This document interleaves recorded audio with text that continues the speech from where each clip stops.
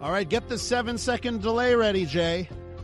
Get the beeps ready. Are you able to beep out some words here? Because for the next little while, we're going to be talking about swearing, and we're going to meet a man who's turned swearing into quite the lucrative business. Well, maybe it's not that lucrative. Well, there you go. We shall see. I can behave myself. I hope so, Aaron. Aaron Reynolds is the creator of Effin Birds. It's now a book by that same name, EFFIN apostrophe, Effin Birds. Also the creator of Swear Trek. And these are both sensations on social media. Aaron, thanks for coming to the show. Well, thanks for inviting me. I just want to, before we get to these two social media things that have taken off, and you're going to be having an event in Montreal later tonight, you've done a lot of creative stuff in your life, right? Yes. You worked at Apple for a time. I worked at Apple for 11 years. 11 years, and your title was creative. My job title was creative. So clearly you've got a creative mindset, and you've been a communicator for quite some time. So tell me a bit about how why this? How does it happen? You have this career, and it's clearly your career is about communication and being creative. And then how did you just say, okay, people love swearing, and I'm going to make it interesting, and how does this happen? Well, especially for Effin Birds, it was a bunch of things that lined up to force me to do it. Yeah. I had had a lot of success with Swear Trek, and a big media company had asked me for some social media pitches for their comedy brand. Yeah. And I made them something that was remarkably like what Effin Birds would become, and they hated it. Yeah. And I was just thinking, like, I know I'm good at this, and I know that they're not doing great with this, so maybe their instincts are bad on it. I should just do it myself. And I took out all the things that were relevant to their brand, and I replaced those things with birds just to see what would happen. And I just kind of wanted to do it as a proof of concept. We got a text message here, and I think it's really important. This is Nancy that sends us this text message. As someone in public service, you should not contribute to lowering the bar in society. There's no pride to take in swearing. What a shame for CJD to lower to this level. You should be ashamed. Now, by the way, I think we do need to paint a picture here of the type of swearing that you're doing, right? Yes. So for people that have not seen what Effin Birds is, and this book, again, is called A Field Guide to Identification, done in the style of one of those classic bird field guides. You got it. Why don't you describe that? To me, it's swearing. There's swearing in it. You are using F words and stuff, but it still comes across as wholesome. You know what I mean? Well, yeah, it's these beautiful woodcuts of birds, and they are paired up with all of the frustrations from my life.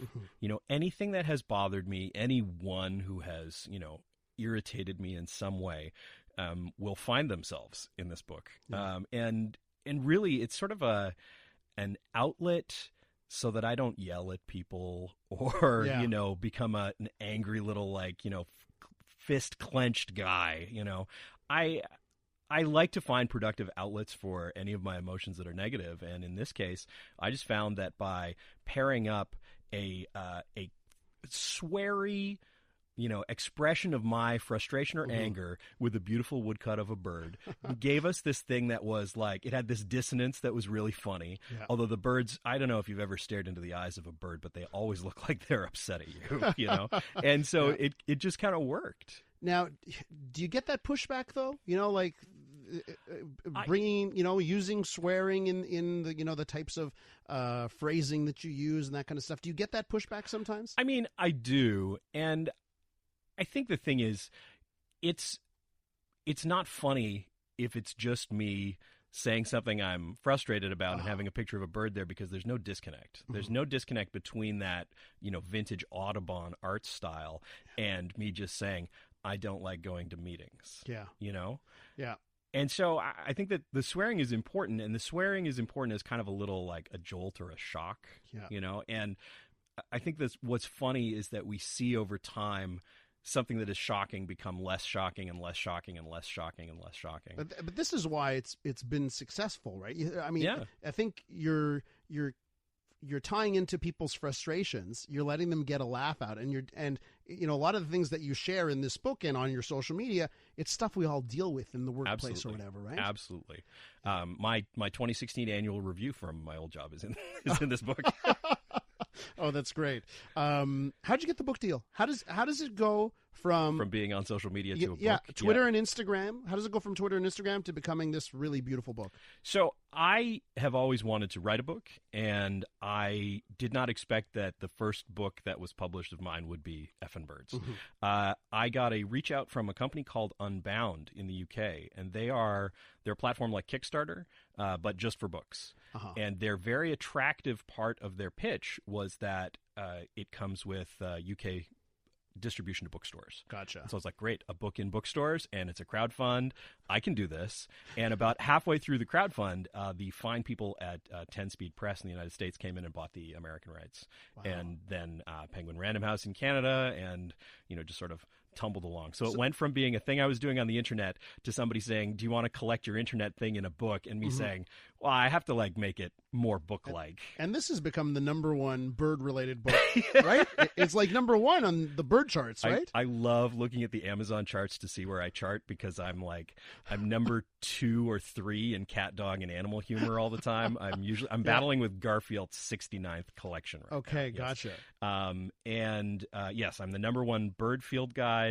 I was, for about 12 hours, the best-selling Canadian fiction author not named Margaret Atwood. Oh, wow. Yeah. So just beyond the Testaments. Also Handmaid's Tale. Oh, and then so I was number 3. Gotcha. Also, to that end, there's been some reviews left for this book of people like parents who bought this book thinking it'd be a fun children's book because it's got the beautiful drawings. Yep. And they give their child a book filled with swearing. So yes. What's happened there? Well, there was this nice lady named Ginger on Amazon who was really upset that she read this book to her kids and found that it was not educational and not appropriate. Yeah. And my question is, how far into the book did she get? Yeah. Until right? she realized because this is not... the first F-bomb is in the second paragraph. How... Yeah. It's called Effin Birds. Yeah. Why would you buy that for your children? Some people don't know that effin is a reference to the F word, I guess. Yeah, maybe not. So as I go through this book, right, and basically you've got these, fake bird names, and they relate to people that in your daily life, yes. right? The type of person that's always a negative person, that kind of stuff, and it's really intricate. You got the beautiful pairings with the drawings. At some points, I'm reading your book, and I was so interested because it seemed to be a statement against internet social media culture, right? At yes. times. So you make a lot of comments here. And I was like, oh, this is going towards the trolls and to all the people on social media. But social media made this book. Yep. So how do you square that circle? I actually gave a talk earlier this year called "How to Feel Good About Contributing to the Downfall of Society," because I've had a very complicated relationship with social media. It is the reason that I'm successful, and I do very well there, and I often have a great time while I'm there. But I also see how awful it is for so many people, what it has done to people's relationships, what it has done to people's just their connection to the world around them. And, so I feel really bad that I'm part of that cycle. And at the same time, I'm very thankful that it, got me this beautiful book. Continuing here with Aaron Reynolds. He's the creator of Effin Birds, EFFIN', Effin Birds, and also Swear Trek. He's got a event coming up tonight. I'm actually hosting a Q&A with Aaron Reynolds. Yes. It's at Librairie Clio in Pointe Claire. You need to register. If you go on my social media, if you go on your social media, all the details are there, how you can register. You can even go to effinbirds.com, click on events. It's right at the top. Perfecto. I want to continue with some text messages from the listeners here. Oh, boy, I can't wait. I got a second because, again, your business right now is swearing. Yes. And, perhaps making it more popular here. Here's one person. I read a text from Nancy before who was critical of this as well. So this texter writes, I must agree with the text that was read. Down to the lowest common denominator. Maybe a nice guy, but if he was my son, I don't think his book would be on one of my coffee tables. Swearing is so unnecessary. Swearing unnecessary, Aaron? Well, I think that it can be unnecessary. I mean, it's not... If I was looking at all the things in the world and what things we could cut out of it, cutting out swearing, fine. I think that it's a good outlet. I would rather say a curse word than punch the wall, or something like that. I think that one of the joys of it is that it can be funny, But I mean, you have to be tuned into it. Yeah. I don't know. Did you see the dedication in the front of the book? Yes, I did. Yeah, you should. You should read that because it is, I think, very, very. Oh yeah, here you go. Here's the dedication from the book. Absolutely, this is great. To my mother-in-law, who does not believe that this is an acceptable way to make a living. It's perfect. It's very true. Okay.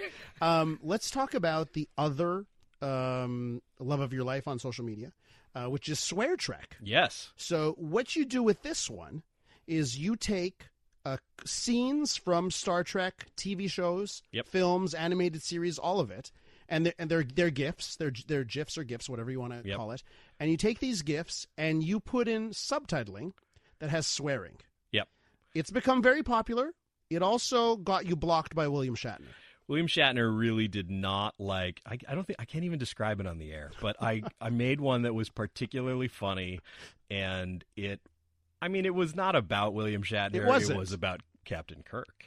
But he immediately blocked Swear Trek. He blocked my personal account. He blocked everybody who was referenced in the bio for Swear Trek with helping out with it. He just how much on the list. That must hurt in the heart when your hero blocks you. It was particularly distressing because it was 6 hours before I was going to meet him at Fan Expo. So I had to be in the line in my Star Trek costume and shake hands and say hi and get my picture taken and just not let on that I'm the guy that he really doesn't love. You didn't tell him? Oh, no. Why not? Because I would have been like, hey, this just happened. I felt like I just didn't want to engage with that situation. Oh, my goodness. You know what? I don't like making people upset. I think that when I do these things, despite the fact that they are vulgar and curse-filled, I'm doing them from a place of love and respect, you know, especially the Star Trek one. Like, I love everything about Star Trek. Yeah. And I just think that whenever somebody doesn't like it, it's sort of like a little dagger in the heart. William Shatner aside, how have the Star Trek corporate people, like I'm sure there's like lawyers that, you know, you're taking clips. I think obviously there's fair use involved here. But like you must have heard from people from official Star Trek people. I've heard from a lot of different people. I've had a lot of very fun conversations. One of them started with the greatest opening line ever. You don't seem concerned that I'm about to give you a cease and desist letter. And but I think my favorite one was earlier this year.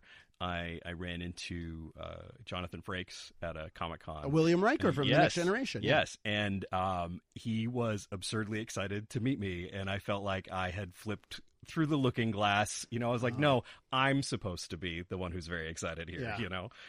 So that was have delightful. any of these, like these lawyers' letters, that kind of stuff, that hasn't impacted, though, the work? No. It's just like... No, I have not received a cease and desist letter. Gotcha. Okay.